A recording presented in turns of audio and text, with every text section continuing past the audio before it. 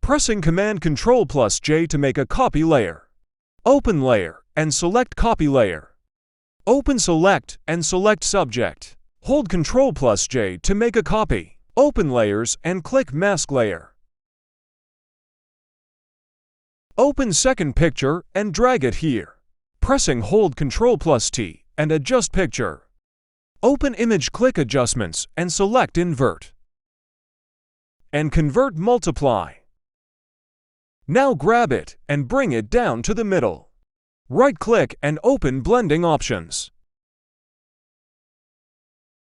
Hold Alt and copy Settings.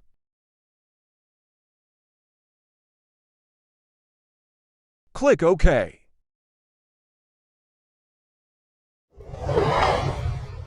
Thanks for watching.